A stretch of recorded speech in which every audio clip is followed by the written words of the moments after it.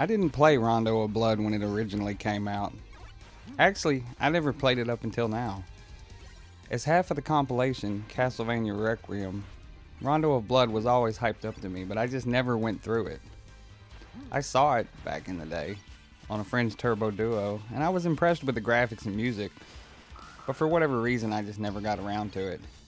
And I love Castlevania, so that's weird, I know.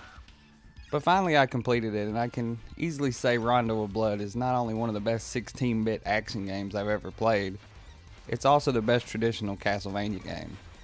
When I say traditional, I mean the original style of gameplay, where the action is more linear and the role-playing stats and items of pretty much every game since Symphony of the Night are absent here. There are two different characters to play, and two different paths through the game you can find, complete with different stages and bosses. Throughout all the stages, you will find multiple secret rooms and areas. To top it all off, the game gives you a save file, a stage select, and the ability to replay any stage with either character you want. A percentage meter will show you the overall progress you've made. So, not only is Rondo vastly replayable, it's tough as nails, sometimes cheap, but always a challenge.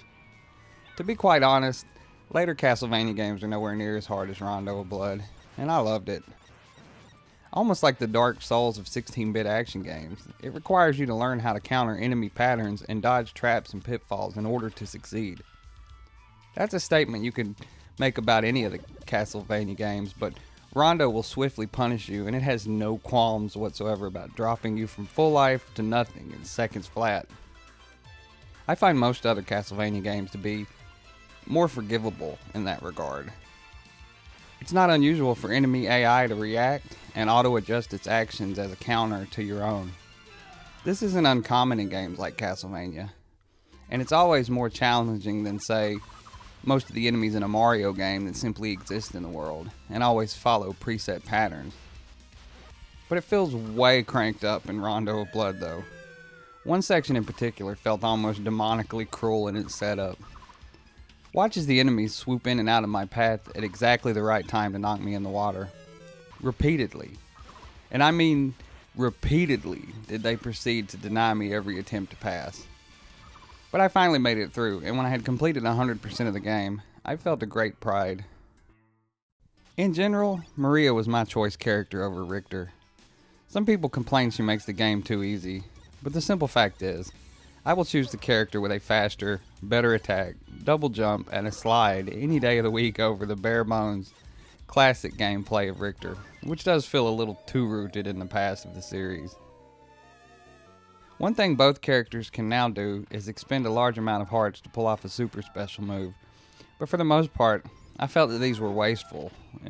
When the very design necessitates heavy use of your regular special weapon to mitigate its challenges as unharmed as possible, I didn't want to waste the hearts. Rondo of Blood looks about as good as a turbo graphics game possibly can, with a really nice use of animation in particular, on the enemies and the bosses. The levels have a ton of personality. It's not quite the spectacle of other Castlevania games from the 16-bit era, like Super Castlevania 4 on the Super Nintendo and Bloodlines on the Genesis, but the gameplay is far more solid, and they don't have CD soundtracks like this.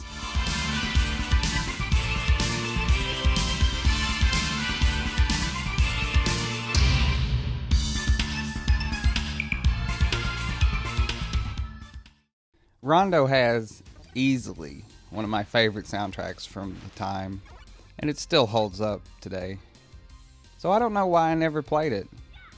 Availability, mostly, as it wasn't released in America, but many people, including my Turbo Duo owning friend, imported it. I just never had the chance to spend with it, and this type of game does require a decent amount of practice to complete. And then I played the Super Nintendo knockoff a few years ago. A mere shell of the game it attempted to port, this version. If you're wondering, that version, Dracula X, basically seeks to recreate the enemy's weapons and look of Rondo, but then removes all the depth and exploration. So just understand, because I did not, that if you play that version, you're not getting this experience. And it's one hell of an experience.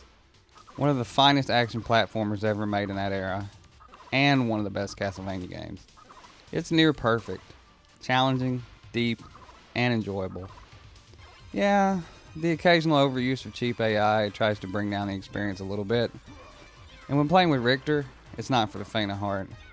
But if you want to see Konami at their very finest, and you crave a little vampire hunting fun, you should definitely check out Rondo of Blood.